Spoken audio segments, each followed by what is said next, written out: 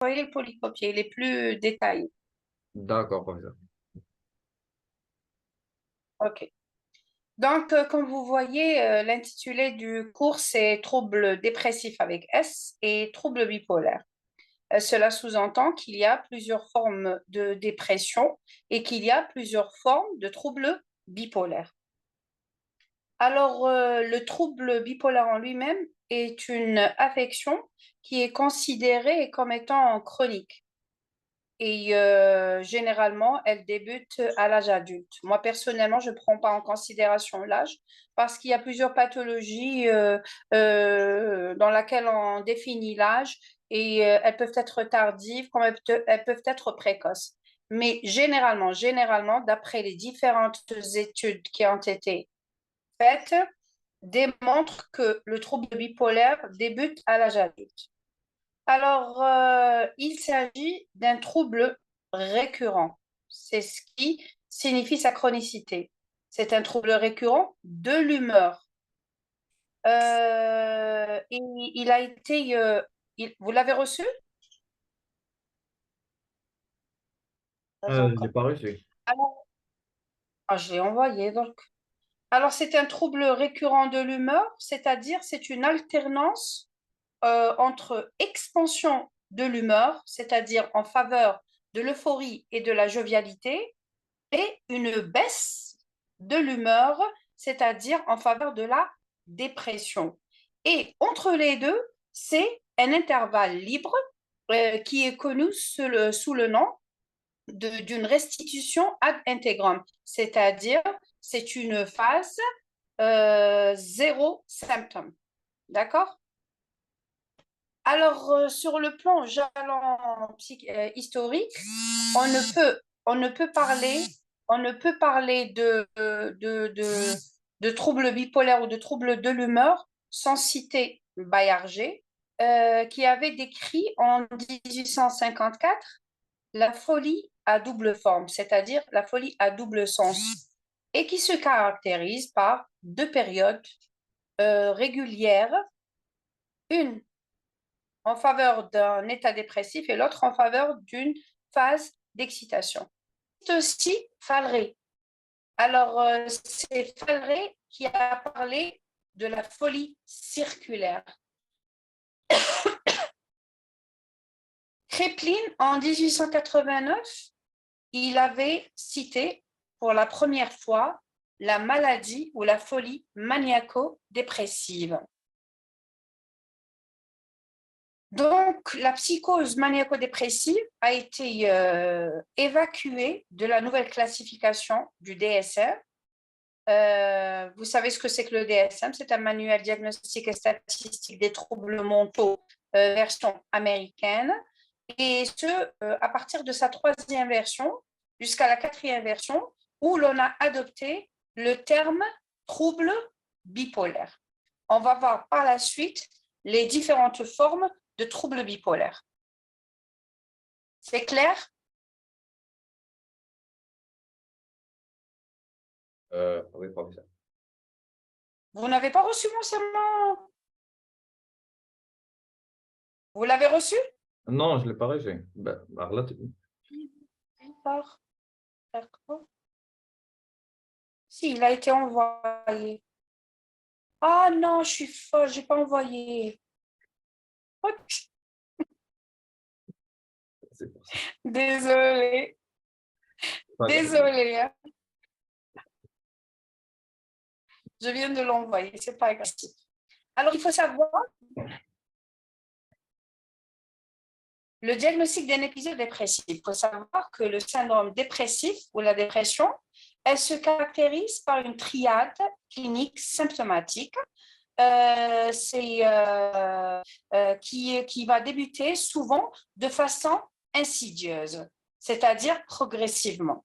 Alors, le premier signe de cette triade, c'est l'humeur dépressive. Alors, l'humeur dépressive, elle va se caractériser par une humeur triste. Et cette tristesse, ou c'est un sentiment de tristesse et qui peut aller à une véritable douleur morale. Et cette douleur morale peut être, dans quelques cas, remplacée par une sorte de dysphorie qui est un sentiment d'ennui et qui est souvent associé à une hargne ou à une irritabilité. C'est ça l'humeur triste. Vous avez, en second lieu, toujours dans l'humeur dépressive, la perte d'intérêt et de plaisir. C'est ce qu'on appelle, nous, avec un terme proprement psychiatrique, l'anédonie. Alors, c'est généralement une lassitude avec une sorte d'incapacité à ressentir généralement du plaisir dans les activités qui habituellement étaient source de plaisir ou qui étaient ressenties comme étant agréables.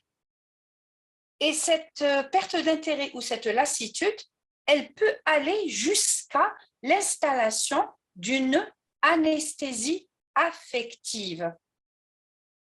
Vous m'arrêtez, vous m'interrompez si vous ne comprenez pas quelque chose.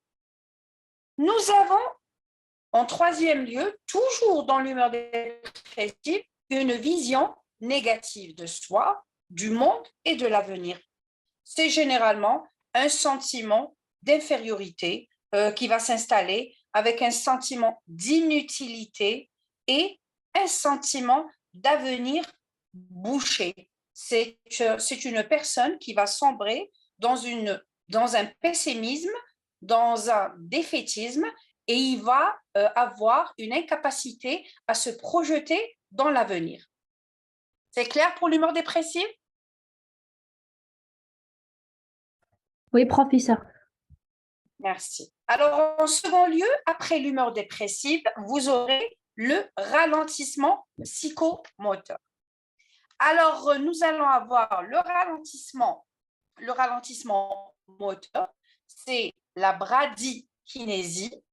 Et cette bradykinésie ou ce ralentissement moteur va se traduire par une hypomimie, c'est-à-dire une diminution de la participation émotionnelle, une réduction de la ponctuation gestuelle et du discours. Donc, vous allez avoir un ralentissement sur le plan moteur avec un sujet parfois rigide, il est très ralenti, sa marche est très lente, d'accord? C'est ça, la réduction de la ponctuation gestuelle. Dans le ralentissement psychique, c'est la bradypsychie. Donc, le ralentissement moteur, c'est la bradykinésie. Le ralentissement psychique, c'est la bradypsychie. Alors, à l'examen, vous allez avoir un sujet qui présente une diminution du flux verbal. C'est ce qu'on appelle la bradyphymie. Vous allez avoir une pauvreté idéique, d'accord? C'est-à-dire une pauvreté du discours. Vous allez avoir beaucoup de temps de réflexion, c'est-à-dire c'est un sujet qui va mettre du temps à répondre à vos questions, d'accord? En troisième lieu, ou le troisième symptôme de la triade symptomatique de la dépression, du syndrome dépressif, ce sont les troubles instinctuels. Alors, vous avez les troubles du sommeil, et le symptôme le plus fréquent, c'est généralement l'insomnie de fin de nuit, et c'est le signe le plus évocateur. Et vous avez les réveils précoces. Les réveils précoces, c'est généralement dans le cas de la mélancolie ou l'état dépressif majeur.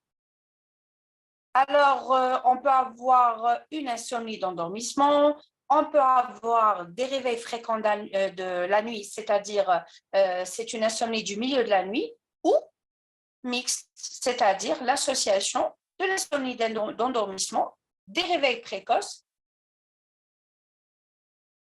Ah, très bien. Très bien. Merci. Alors, c'est bon? C'est bon, ouais. Très bien. Alors, comme j'ai dit, l'insomnie, c'est le symptôme le plus fréquent. Et vous pouvez avoir également le contraire, c'est-à-dire l'hypersomnie. Elle est généralement rare, mais elle est évocatrice aussi d'un trouble du sommeil en faveur d'une dépression. C'est une sorte de mécanisme de défense ou de refuge. Chaque personne, comment elle peut réagir face à une dépression ou un sentiment de tristesse. Certains réagissent avec une insomnie, d'autres sombrent dans une hypersomnie. Vous avez, avec le sommeil, les troubles de l'appétit, et c'est généralement l'anorexie.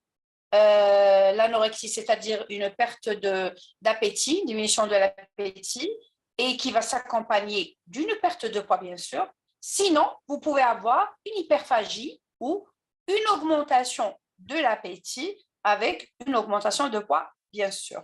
Donc, les deux cas de figure peuvent se rencontrer dans le syndrome dépressif. Est-ce que c'est clair pour la triade symptomatique du syndrome dépressif? C'est clair? Oui, Professeur. D'accord. Alors, nous avons aussi les troubles sexuels, donc un désintérêt sexuel avec une baisse du désir et parfois de la libido chez les deux sexes. D'accord? Sommeil, appétit, sexualité. D'accord?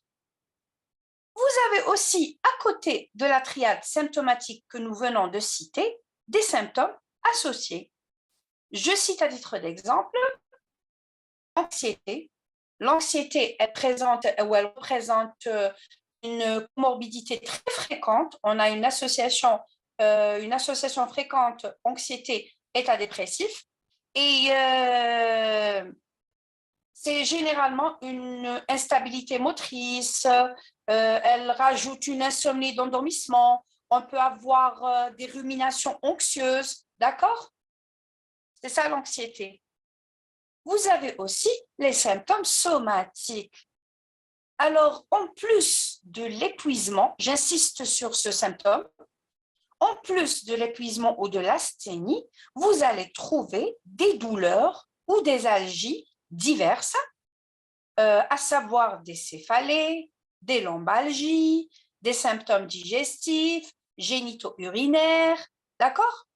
Donc, devant toute douleur chronique rebelle au traitement symptomatique, il faut toujours rechercher une organicité. D'accord?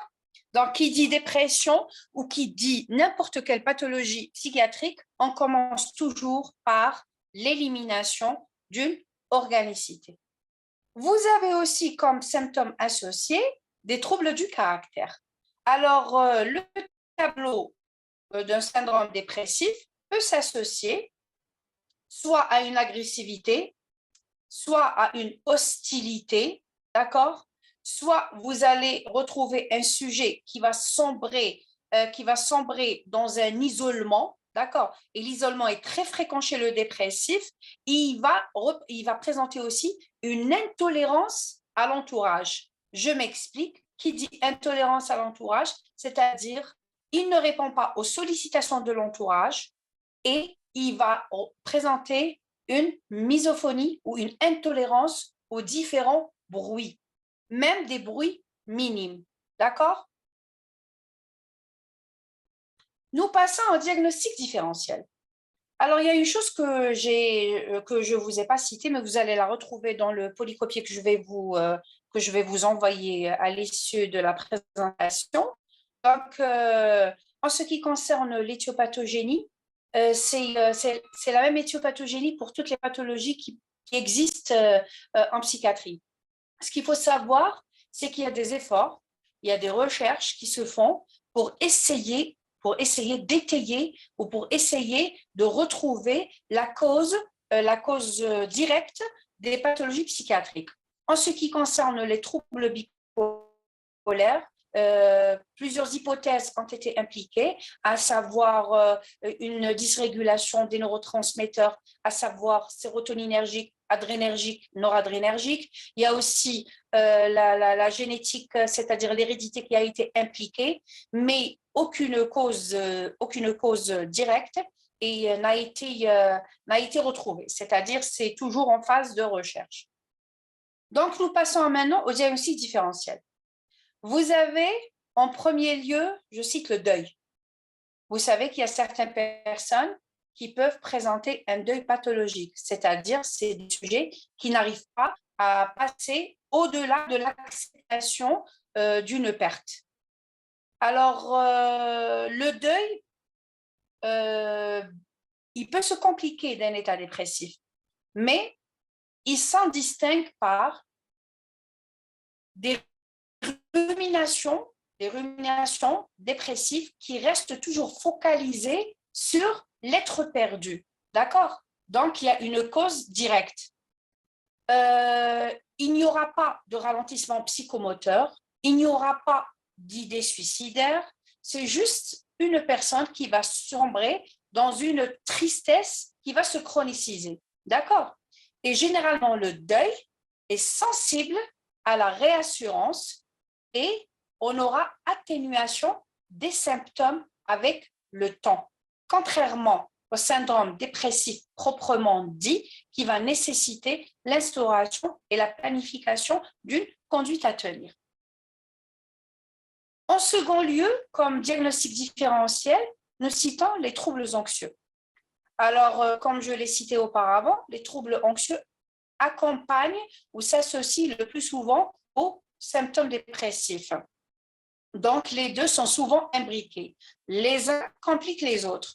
Vous avez sûrement fait les troubles anxieux et on vous a déjà dit que les troubles anxieux chroniques peuvent devenir invalidants et peuvent se compliquer de dépression. Et vice-versa, la dépression, elle peut s'associer à l'anxiété.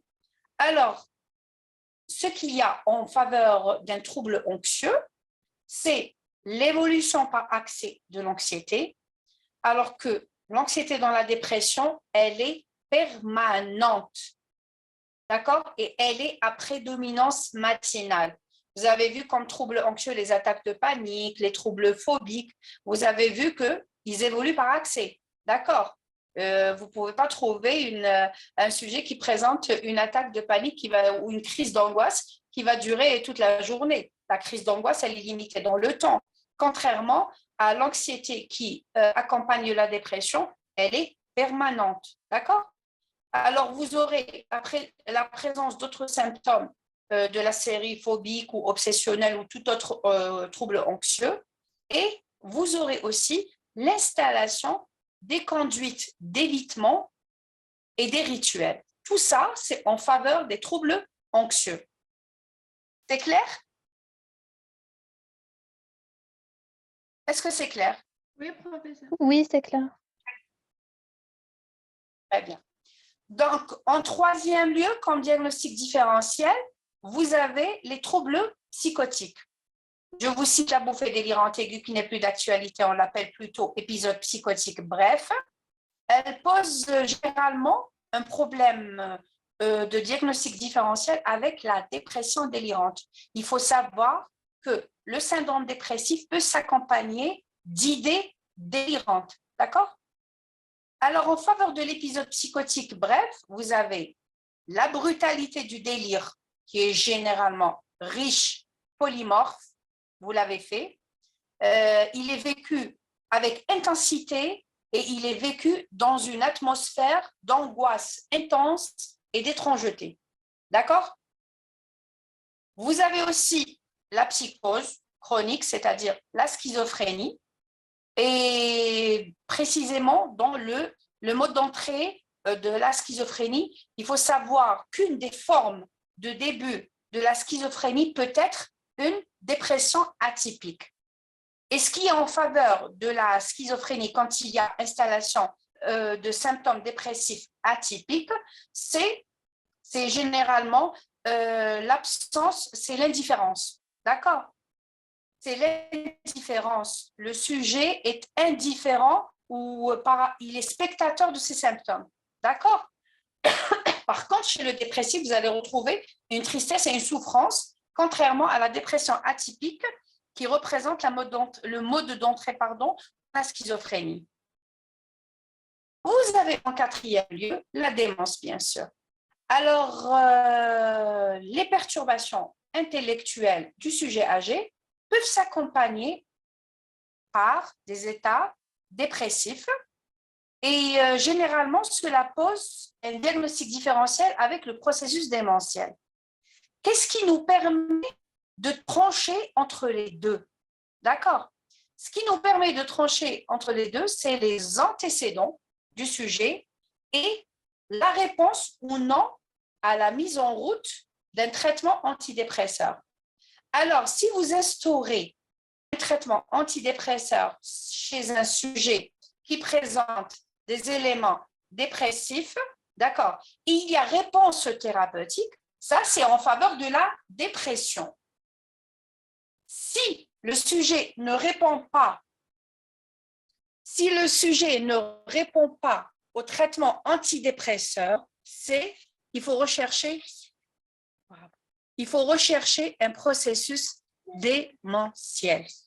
Moi, à mon avis, quand il y a installation d'une symptomatologie dépressive chez un sujet âgé, il faut toujours rechercher un processus démentiel.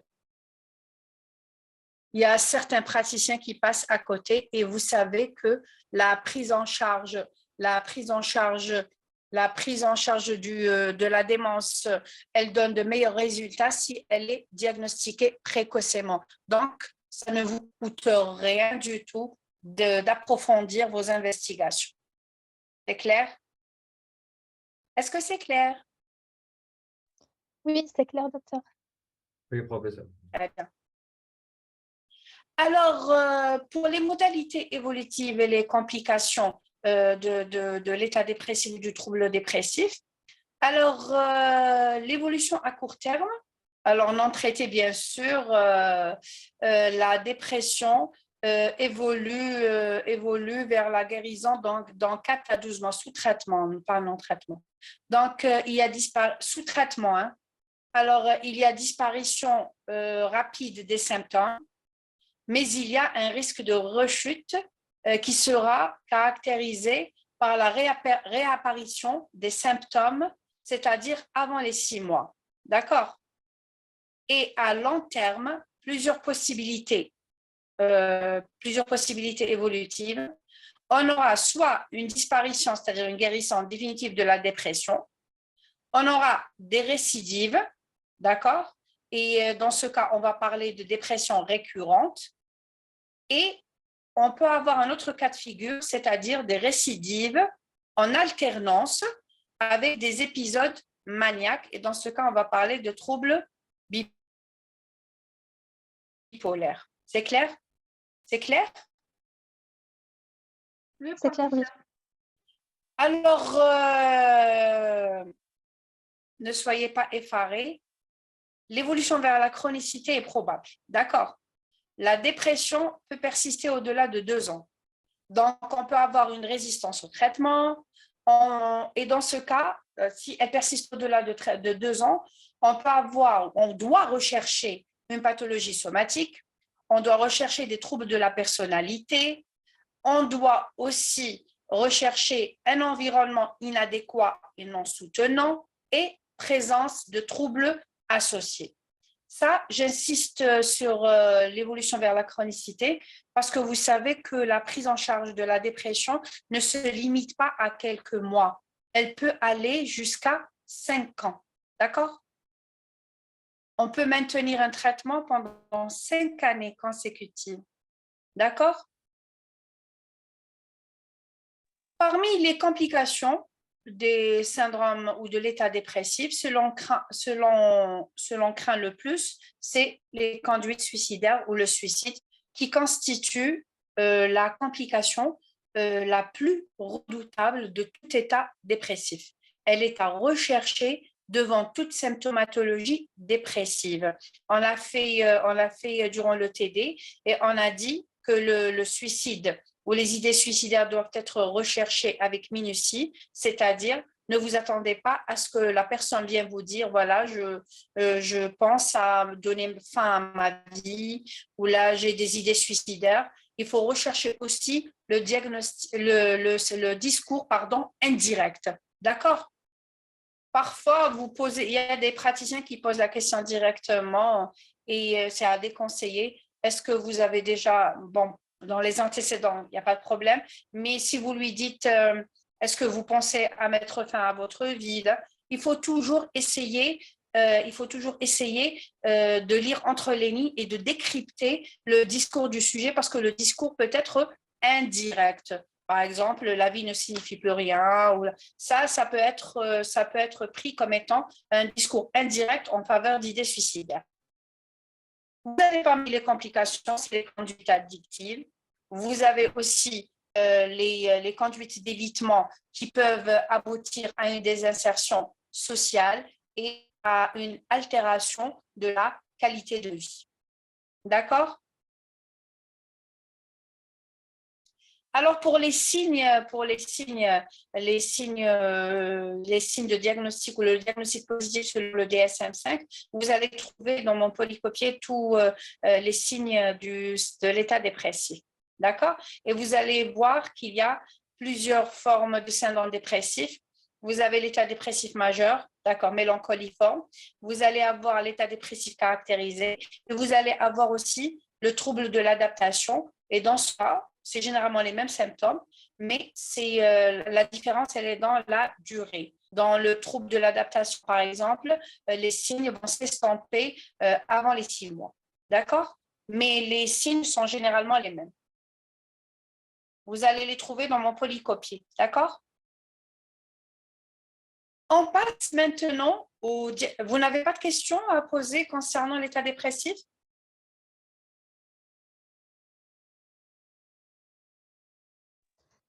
Docteur, Cela suppose que non. professeur, est-ce qu'on peut Oui, obtenir une guérison d'une dépression récurrente ou bien c'est chronique? Ça évolue à vie par poussée rémission. vous savez qui dit dépression récurrente, généralement, à partir du premier épisode, on parle de chronicité. On s'attend à ce qu'il y ait récidive. Donc, pour qu'il y ait une consolidation, quand il y a chronicité, c'est le maintien du traitement au long cours. Préciser la durée, je peux vous préciser la durée. Il y a certains qui peuvent évoluer positivement au-delà du traitement de consolidation, comme il peut y avoir des récidives. Donc, donner un thymorégulateur peut donner de bons résultats. D'accord? Mais le maintien du D'accord, traitement, il est au long cours. d'accord, merci. Je vous en prie. Une autre question? Je suppose que non. Donc, on va passer au diagnostic positif d'un épisode maniaque. Alors, le syndrome maniaque, le syndrome dépressif, mais dans l'autre pôle, c'est le pôle de la jovialité et de l'euphorie. Donc, en premier lieu, vous allez avoir une exaltation de l'humeur. Donc, il s'agit d'une hyperthymie qui est expansive, c'est-à-dire augmentée. Au lieu que le sujet se sente triste, au contraire, il va développer un sentiment d'euphorie, de joie qui sont exagérés. C'est-à-dire, c'est un sentiment de bien-être et d'enthousiasme qui sont extraordinaires et intenses. Qu'est-ce qui caractérise cette exaltation? C'est sa tonalité instable. D'accord? C'est une exaltation qui est labile et fluctuante. C'est un sujet qui va passer, c'est ce qu'on appelle la versatilité de l'humeur. Il va passer de la tonalité affective joviale à la tonalité affective triste en un laps de temps très court.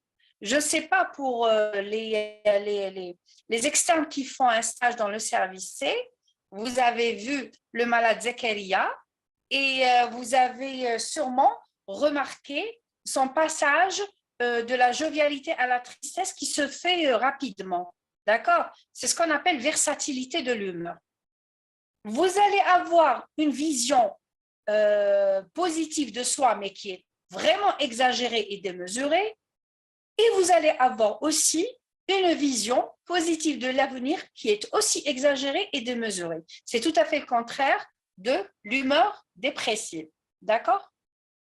Vous allez avoir une excitation psychique. Au lieu qu'il y ait une bradie psychique, on va avoir une accélération du fonctionnement mental. C'est ce qu'on appelle la tachypsychie. Cette tachypsychie va se traduire par un emballement de la pensée. Un langage qui est continu. C'est un sujet qui est logoréique. C'est-à-dire, on n'arrive même pas à l'arrêter. C'est-à-dire, il est intarissable.